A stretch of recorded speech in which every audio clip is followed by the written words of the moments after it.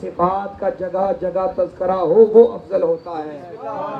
کبھی قرآن میں یہ تو درست ہے کہ پیغمبر کا 4 مرتبہ اس میں محمد یا احمد ذکر ہوا ہے، مگر سارا قرآن پیغمبر خدا کی ثنا کے طور پہ موجود ہے۔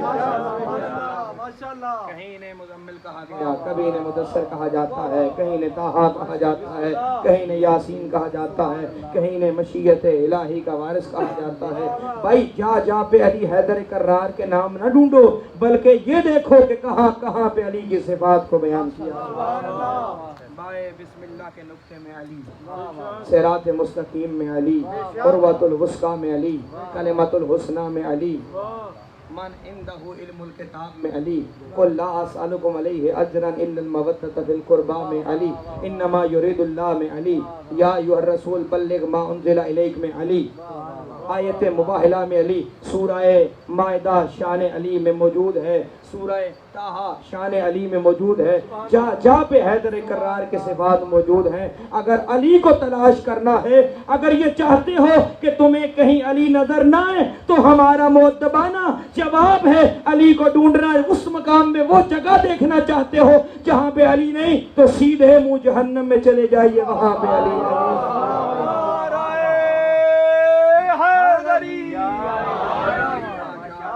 علی ملیں گے، بچنا ہے علی سے تو سیدھے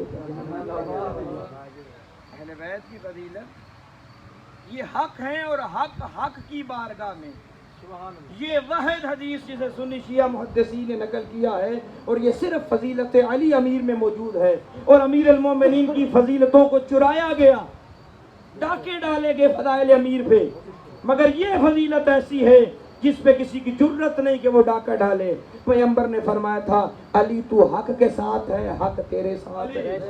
اور پھر عجیب جملے ہیں، پیغمبر نے فرمایا اے اللہ حق کو ادھر موڑ دے جدھر علی ابن ابی طالب ہوں، جدھر علی جائیں ادھر حق جائے گا، جدھر یہ پیغمبر نے فیصلہ کر دیا تھا جدھر علی ہوں گے ادھر حق ہوگا، جدھر علی ہوں گے ادھر حق ہوگا۔ پھر کہہ رہا جدھر علی ہوں گے ادھر حق ہوگا۔ مسئلہ اٹھا کہ بھائی یہ فدق سیدہ کا حق ہے یا نہیں، ہم نے مؤدبانہ کہہ دیا، ہمیں یہ بحث میں نہیں الجھنا، ہمیں بس اتنا بتاؤ جب فدق کا معاملہ تھا تو علی کہاں تھے، علی کہاں کھڑے تھے؟ تو تاریخ کہتی ہے علی سیدہ کے ساتھ کھڑے تھے، تو بھائی فیصلہ ہو گیا جدھر علی ہے ادھر حق۔ یہ حق ہیں، اور حق ہی حق کی بارگاہ میں جھکتا ہے، حق حق کی بارگاہ میں آتا ہے۔ میں ایک جملہ کہہ کے اور مصیبت کی طرف بڑھنے لگا ہوں کہ نوجوان دوستو، جب بھی آقا ابو عبداللہ امام حسین علیہ السلام کی یاد ستائے اور آپ کو آپ کے آقا ابو عبداللہ یاد آ رہے ہو تو فوراً مصلی عبادت کا کھڑا ہوا۔ میں دلیل دے رہا ہوں کہ نماز اور آقا ابو عبداللہ امام حسین کا بڑا گہرا تعلق ہے۔ صاحب کتاب جواہر الکلام فی شرائع الاسلام میں صاحب کتاب نے وہ مناسبتیں، وہ نسبتیں اپنی اس کتاب میں نقل کی ہیں جو نماز اور امام حسین علیہ السلام کے درمیان موجود ہے۔ یہ روایت ہمارے ہاں یہ ہے کہ ہر نماز سے پہلے جب آپ تکبیرۃ الاحرام کہتے ہیں، تکبیرۃ الاحرام سے پہلے آپ افتتاحی تکبیرات کہہ سکتے ہیں۔ افتتاحی تکبیرات 6 تکبیریں ہیں، آپ نماز کو شروع کرنے سے پہلے 6 مرتبہ اللہ اکبر اللہ اکبر اللہ اکبر، یہ 6 مرتبہ کہنا اسے تکبیرات افتتاحیہ کہا جاتا ہے، اور یہ سنت پیغمبر ہیں۔ ہمارے ہاں ہر نماز سے پہلے آپ یہ کہیں تو یہ سنت پیغمبر کی ادائیگی ہوگی۔ اہل سنت کے ہاں یہ روایت ہے، مگر وہ کہتے ہیں کہ صرف عیدین کی نماز سے پہلے آپ یہ 6 تکبیریں کہیں تو سنت ہے۔ سنی شیعہ محدثین نے لکھا کہ اس 6 تکبیرہ افتتاحیہ کی علت کیا ہے، وجہ کیا ہے۔ ایک نسبت میں عرض کر سکتا ہوں آقا ابو عبداللہ اور نماز کی، ماشاءاللہ یہ ایک نسبت سنے اور مسائل کی طرف بڑھوں گا۔ سنی شیعہ محدثین نے اس روایت کو نقل کیا کہ سید الشہداء ظاہراً کم سن ہیں، ان کے لیے کم سنی یا بڑھاپا یا بچپنا نہیں ہوتا، یہ ہمارے لیے کیفیات کو بیان کیا گیا ہے۔ پیغمبر خدا نے نواسے کو اٹھا کے مسجد نبوی میں لے آئے اور آقا حسین کو بٹھا دیا ساتھ، اور پیغمبر نے نماز کا آغاز کرنے لگے۔ آپ نے اللہ اکبر کہا اور آقا حسین کی طرف متوجہ ہوئے۔ امام حسین نے کوئی جواب نہیں دیا۔ آپ نے پھر کہا اللہ اکبر، حضرت نے کوئی جواب نہیں دیا۔ پھر کہا اللہ اکبر، نہیں، یہاں تک جب آپ نے 6ویں مرتبہ 6ٹھی مرتبہ اللہ اکبر کہا، آقا حسین کو دیکھا، پھر پیغمبر نے کہا اللہ اکبر، فوراً آقا حسین نے کہہ دیا اللہ اکبر۔ اس وقت سے جب آقا حسین نے 6ٹھی مرتبہ اللہ اکبر کے بدلے اللہ اکبر کا جواب دیا، پیغمبر نے فرما دیا آج کے بعد ہر نماز سے پہلے 6 مرتبہ اللہ اکبر کہنا۔ ماشاءاللہ ماشاءاللہ ماشاءاللہ۔ یہ نماز کا آغاز اور نماز کی انتہا، اسی کتاب میں بہت ساری وجوہات لکھی گئی ہیں، ان میں سے ایک وجہ اور ایک علت یہ ہے کہ آپ جب سلام کے بعد 3 مرتبہ اللہ اکبر اللہ اکبر اللہ اکبر کہتے ہیں، اس کا تعلق بھی آقا ابو عبداللہ سے ہے۔ صاحب کتاب جواہر الکلام لکھتے ہیں کہ پیغمبر خدا نماز پڑھ رہے تھے، آپ نے نماز مکمل کی، نماز کی تکمیل پہ آپ نے کہا اللہ اکبر، جبرائیل فوراً سامنے آ گئے، جبرائیل کو دیکھ کر آپ نے دوسری مرتبہ کہا اللہ اکبر، فوراً جبرائیل نے کہا یا رسول اللہ مبارک ہو، خدا نے آپ کے گھر میں حسین کو اتار دیا ہے۔ تو پیغمبر نے فوراً کہا اللہ اکبر۔ اس کے بعد سے 3 مرتبہ سلام کے بعد اللہ اکبر کہنا سنت پیغمبر کا۔ نماز کے آغاز کی تکبیرات کا بھی تعلق حسین ابن علی سے، اور نماز کی انتہا کی تکبیرات کا تعلق بھی حسین ابن علی سے۔ خود کو حسینی کہنے والا اب نماز سے کیسے غافل رہ سکتا ہے؟ اس لیے میں نے عرض کیا جب حسین آقا کی یاد آپ کو تڑپا رہی ہو تو مصلی عبادت پہ کھڑے آ کے اللہ اکبر۔ تو حسین ہدایت بشریت کے لیے آئے، حسین اس کائنات میں امت کی رہبری کے لیے آئے۔ خدا کی قسم اس امت میں بڑی بے دردی سے رسول ہمارا ہے۔ اگر آپ مقتل کی روایات دیکھیں اور یقین جانے بہت سارا حصہ مقتل کا ایسا ہے کہ جسے سنایا نہیں جاتا، اگر آپ مقتل کا وہ حصہ سن لیں ممکن ہے ہمارے بدنوں سے ہماری روحیں پرواز کریں۔ زیارت ناہیہ میں آقا صاحب الامر فرماتے ہیں میرا سلام ہو ان کٹے ہوئے لبوں پہ جن لبوں کو مصطفیٰ تو بوسہ دیتے تھے مگر یزید لعین آقا صاحب الزمان زیارت ناہیہ میں فرماتے ہیں میرا سلام ہو ان رخساروں پہ جن کی رنگت بدل چکی تھی۔ جانتے ہیں اس روایت کا کیا معنی ہے؟ اس میں کیا ہے؟ صاحب کتاب صحیفہ کربلا، مجھے معاف کیجئے گا یہ روایت کے جملے ہیں میں اس لیے کہنا چاہ رہا ہوں، اور حضرت صادق آل محمد فرماتے ہیں ہمارا غم ہمارے شیعوں تک پہنچاؤ۔ صاحب الزمان نے فرمایا نا کہ میرا سلام ہو بابا کے ان رخساروں پہ جن کی رنگت بدل چکی تھی۔ جانتے اس کا معنی کیا ہے؟ صاحب کتاب علامہ نظری منفرد لکھتے ہیں آقا حسین کا سر تو انہوں نے کاٹ لیا مگر کاٹ کے یہ بالوں پہ حضرت کی زلفوں پہ ہاتھ رکھ کے ایک لائن آگے بڑھتا حضرت کے رخساروں پہ تماچا مارتا، ایک لائن آگے بڑھتا حضرت کے رخساروں پہ تماچا مارتا، اور یہ کہتے تھے کہ مارو انہیں ان کے چھڑانے والا باز کیوں نہیں رہا۔ کبھی آپ سوچئے کربلا کو اور اس درد کو محسوس کریے جو کربلا میں پنہاں ہے۔ اگر اولاد کو یہ معلوم ہو کہ ہمارا بابا جا رہا ہے اور کبھی واپس پلٹ کے نہیں آئے گا تو اولاد کی کیا کیفیت ہو سکتی ہے؟ علامہ نظری منفرد لکھتے ہیں آقا ابو عبداللہ خیمے سے ایک مرتبہ ودا ہوئے، خیام سے اتنے بچوں کی گریے کی آواز بلند ہوئی آقا کو دوبارہ پلٹنا پڑا۔ علامہ نظری منفرد لکھتے ہیں 3 مرتبہ امام حسین بیویوں سے ودا ہوئے ہیں۔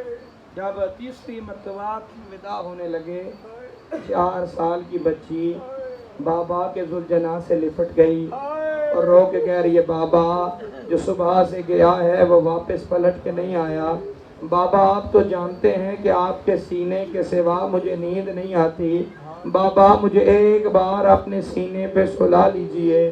بابا ایک بار آپ کے سینے پہ سونا چاہتی ہوں۔ علامہ نظری منفرد لکھنے آقا ابو عبداللہ ذوالجناح سے اترے، معصومہ کو سینے پہ سلا لیا، بیٹی چند لمحات کے لیے سینے پہ سو گئی۔ اچانک بی بی کی آنکھیں کھلی اور روتے ہوئے فرمایا بابا بابا جلدی سے مقتل کو چلے جائیے۔ آقا نے فرمایا سکینہ ابھی بابا کو روک رہی تھی، اب بابا کو کیوں بھیج رہی ہے؟ روتے ہوئے فرمایا بابا آپ کے سینے پہ جو سو گئی تھی عالم خواب میں دادی زہرا کو دیکھا ہے۔ دادی رو کے فرما رہی تھی سکینہ میرا حسین تھک چکا ہے، سکینہ میرا حسین پیاسا ہے، سکینہ میرے حسین کو اکبر کی موت نے مار ڈالا ہے، سکینہ میرے حسین کو عباس کی موت نے مار ڈالا ہے، قاسم کے ٹکڑوں نے انہیں مار ڈالا ہے، اب میرے لال کو میرے پاس آنے دو، میں انتظار کر رہی ہوں۔ صاحب کتاب لکھتے ہیں آقا مقتل کی جانب بڑھے، حضرت نے پہلا استغاثہ بلند کیا اور آواز دی جس نے میرا اکبر مارا تھا وہ کہاں ہے؟ جس نے میرا قاسم مارا ہے وہ کہاں ہے؟ جس نے میرا عباس مارا ہے وہ کہاں ہے؟ صاحب کتاب لکھتے ہیں علی کے بیٹے نے میمنہ پہ حملہ کیا، میسرہ پہ حملہ کیا، قلب لشکر پہ حملہ کیا، فوج اشکیا کی آواز آئی علامان علامان حسین تجھے اکبر کا واسطہ اب بس کر دو، حسین اب بس کر دیجئے، حسین اب بس کر دیجئے۔ مگر حسین راوی کہتا ہے حسین نہر فرات کی جانب آئے، ایک لاشے پہ کھڑے ہو کے فرماتے ہیں عباس دیکھو نا حسین تنہا لڑ رہا ہے۔ حسین فوج اشکیا پہ حملہ کرتے ہیں، حسین آقا فوج اشکیا پہ حملہ کرتے ہیں، جن کی محبت پہ یقین ہو انہیں مصیبت میں پکارا جاتا ہے۔ آقا ابو عبداللہ نے عجیب مرثیہ پڑھا، فرمایا اینا اینا حبیب ابن مظاہر، اے رات کو میرے ساتھ جڑ کے رہنے والے حبیب اس وقت تو کہاں ہے؟ اے مسلم ابن اوسیہ کہاں چلے گئے ہو؟ زہیر کہاں چلے گئے ہو؟ میں کہوں گا آقا کیا اپنی مدد کے لیے بلا رہے ہیں؟ آقا نے خود جواب دیا میں اپنی مدد کے لیے نہیں بلا رہا، میں رسول کی بیٹیوں کے پردوں کی حفاظت کے لیے۔ آج رکھمن اللہ دادار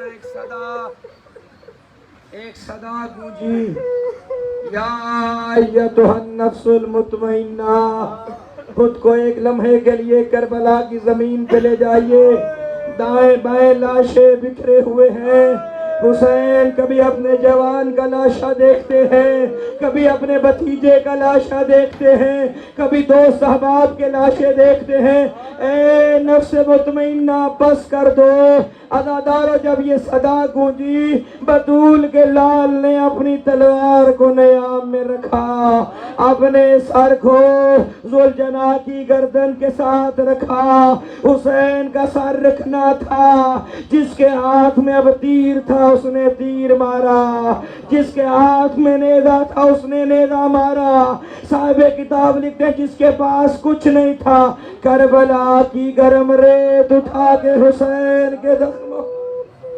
آج رکھوں میں نے اللہ عزادارو بس روایت کہتی ہے آقا صاحب الزمان سلام پڑھتے ہیں اپنے بابا پہ، میرا سلام ہو اس غریب مقتول بابا پہ جس کا لاشا بڑی دیر تک نہ زین پہ تھا نہ زمین پہ تھا۔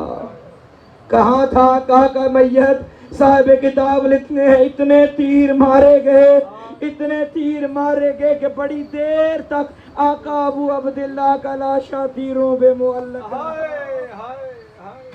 جب آقا زمین پہ آئے، خدا لعنت کرے اس جمال ملعون پہ، یہ جمال ملعون کہتا ہے انہی جملوں میں شبیہ ہے ذوالجناح آئے گی آپ زیارت کریں گے، جمال ملعون کہتا ہے میں خیموں میں لوٹ رہا تھا، مجھے کچھ نہ ملا، مجھے کسی نے آواز دی حسین کی ایک انگلی میں ایک انگوٹھی ہے، اگر اتار سکتا ہے اسے اتار لے۔ جمال کہتا ہے میں آیا، میں نے حسین آقا کی انگلی سے انگوٹھی اتارنے کی کوشش کی، بڑی دیر کوشش کرتا رہا، حسین آقا کی انگوٹھی نہیں اتری۔ سنو گے عزادارو، اس ظالم نے اپنا کند خنجر نکالا، حسین آقا کی انگلی پہ خنجر رکھا اور خنجر کی پشت پہ پتھر مارنے شروع کیے۔ عزادارو 70 قدم پہ بہن دیکھ رہی تھی، بہن نے جب یہ منظر دیکھا آواز دے کے کہتی ہے ظالم اگر انگوٹھی چاہیے بہن سے لے لیتا، میرے بھیا کی انگلی کو نہ کاٹتا۔ عزادارو انگلی کٹ گئی۔ صاحب کتاب لکھتے ہیں جب معصومہ زینب کبریٰ اپنے بھائی کے لاشے پہ آئی ہے، اپنے بھائی کی کٹی انگلی کو دیکھا، مدینہ کی طرف منہ کر کے کہا نانا تیرا دین بچ گیا، میرا حسین ٹکڑوں میں بٹ گیا، میرے حسین کے ہاتھ کاٹ۔ آئے حسین،